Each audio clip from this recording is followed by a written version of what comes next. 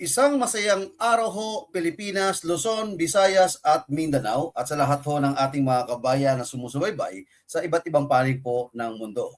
Muli ho tayo nagbabalik sa Brothers Travelers. Ako po ang inyong nag-iisang host, Dan Chan. Kumusta po kayo?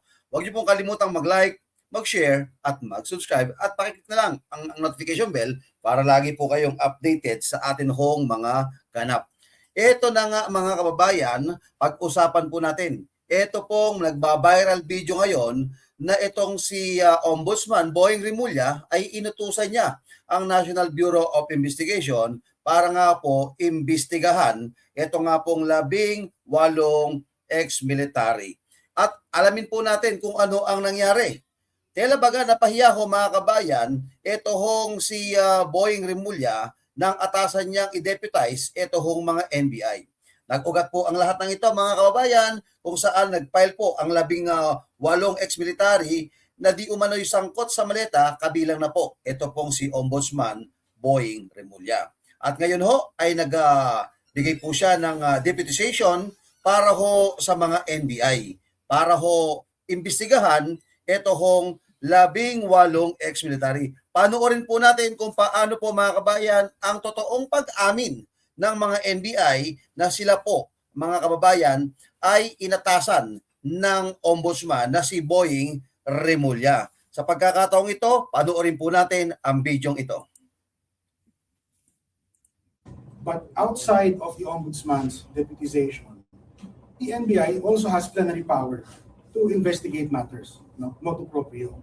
And so please don't be of the impression that all this is just because of the issue of the alleged 18 Marines. So this can go beyond that. So what are you exactly investigating with respect to Okay. You tell me, because you're being overbroad. So ganito lang, sir. So we have prepared individual interview rooms for You do not consent. You already made it clear. you may accompany your client. No, never mind. So It does all not your matter. queries- We do not consent. We want to make that clear. We do not consent. To answer Which the part of no? We do not consent to be interviewed at all. We want to leave, and there is nothing in the law that will prevent you from us leaving here now. So if that's the case, sir, then If you just want, have you it can on issue us record. other subpoena for another thing, as long as it is relevant. When you say that the NBI has motu proprio powers, that power is not unlimited. It does not amount to a roving commission. We know that eh. Huwag na tayo magpulahan panyero naman. Ang bihira naman tayo eh. Ano bang gusto nyo sa kliyente ko? Identity. Hindi nyo kilala. I mean, not to be condescending, but hindi nyo kilala. Oh. Ganito, sir.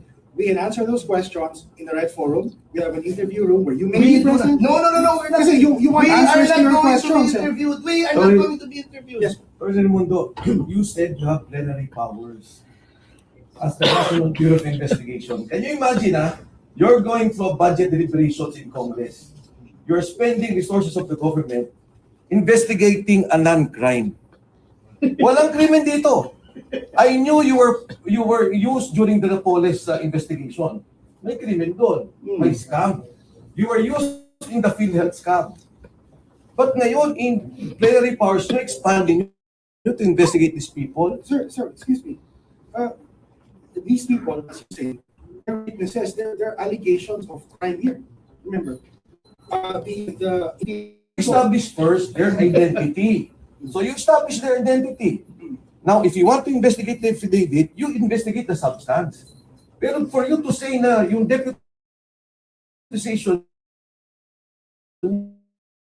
can go beyond the ombudsman, I agree. You have deliberations. And you are already saying that the NBI is doing this. Spending of the resources of government, investigating a non-crime. Sir, I'm again, just warning the NBI. Wala naman antay dito. Attorney Mark Sanca. Yes, Sorry, Mark. Sabi ko sa we respect all your sentiments at hindi kami maglalagpas doon sa aming mandate. Ito po is yung background investigation Okay. at saka credibility verification. Yun lang po.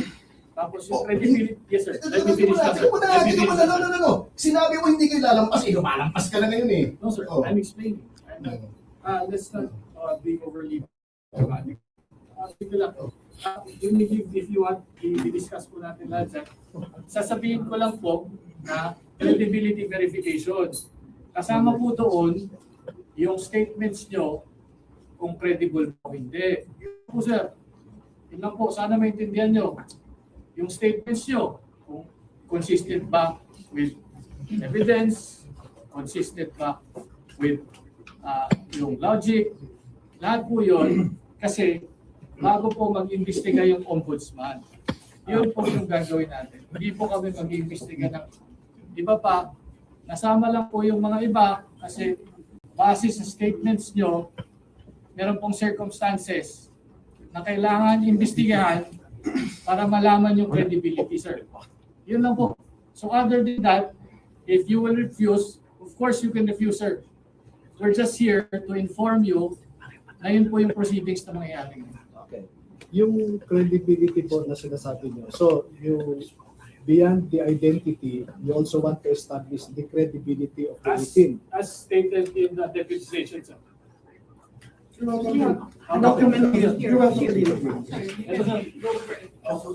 Credibility verification of the 18 individuals. Yun po who executed the joint application. So, kasi sir, you filed a complaint to the ombudsman. The ombudsman deputized us to conduct background and credibility verification for their proceedings. So, I just want to be revealed the application as part of the application. Sige ma'am. Just wondering why she's Sige ma'am. definitely there's a basis for that. There is basis, it will be revealed later. No? As of right now, as you can see, we're being, this is a semi-public forum, so we don't want to disclose that here, but it will be disclosed during the interview, which you are welcome to understand. So, is it okay to disclose we see the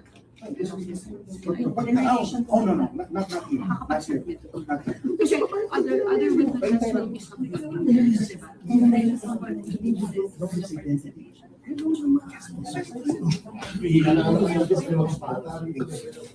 During the interview. I cannot show it to you right now. I'll show it to you later.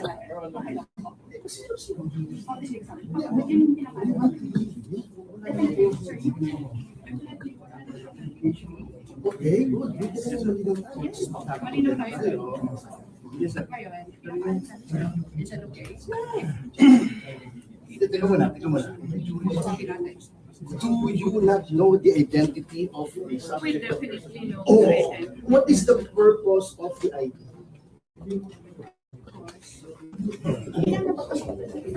Hindi yun ang pag-usapan yun ni Atty. Baligon. Okay ko, sabi ko, Atty. Raimundo, meron ba kayong duda that this person in front of you is Secretary Mike Defensor? Wala pa. Oh, We've yun already naman pala established eh. that. Oh, tapos. So, can we leave now? Yes, sir. Oh, thank you. Thank you, sir. But sir, Thank you let me for just coming, make it clear, no? I just want to respond to the allegation earlier that we're investigating a non-crime. It's not true po. As you can see in the joint affidavit of the quote, 18 Marines, may allegations po of graft and corrupt practices, bribery, and other crimes. So, hindi po non-crime ito. May crime po tayo na-investigate. Okay, sagutin mo ko ngayon. Sagutin mo ko ngayon. Ipapatawag mo ba yung mga binanggit nila? O hindi? O hindi? Tell me now. Para tapos tayo. Sir, So alam natin kung non-crime o crime ito. Tell me, yes or no? Sandali lang. Patatawagin mo ba yung mga binanggit nila? Tell me now. Let me speak. So, we have this. Yes or no? Yes or no? No, yes or no? This is a comment to that, sir. Oh, so hindi nyo patatawag. Hindi, sinabi niya Let me non-crime. finish, sir. Sinabi niya non-crime. Sinabi mo, non-crime. So, if you're investigating a tinutuko ang mga maipatatawag mo ba? Yan. Just tell me, then dumaldal ka na ng dumaldal hanggang gusto mo. Sagutin mo lang ako o hindi. Are you about to answer? Oh. Okay. Okay. All right, so we will have an investigation. If the evidence points to them, if there's sufficient evidence, then we will do so. Ipapatawag din po natin.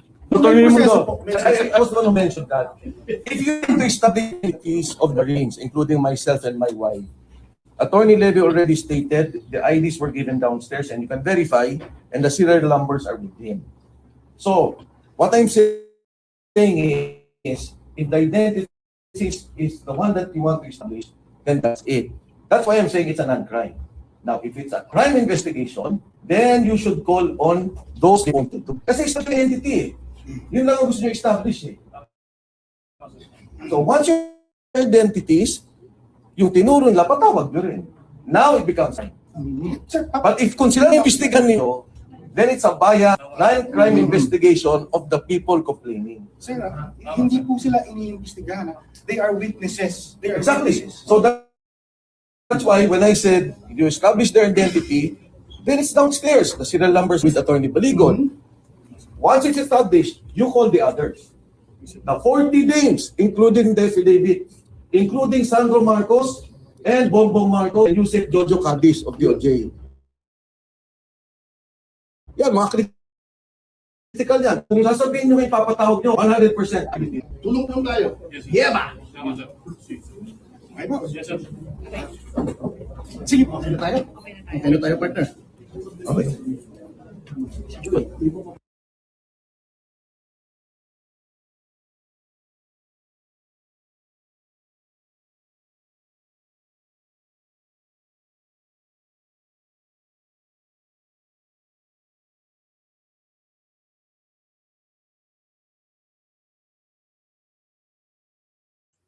Ayun. Medyo naguluhan ho ako mga kabayan doon po sa statement ng mismong NBI. Sabi niya, kailangan naming kausapin, interviewin, imbestigahan itong mga to. Ngayon, sa huli ho mga kabayan, bigla hong nangyari, ang sabi niya ay hindi na namin sila iimbestigahan kasi tatanong lang namin para malaman namin kung may credible sila. Ang gulo ho nila, no? Pero tandaan nyo, inutusan daw po sila ni Boying Rimulya, dineputize ho sila para imbestigahan ho itong credibility ho mga kabayan ng mga to. Pero nakita nyo mga kabayan, lumalabas po mga kabayan na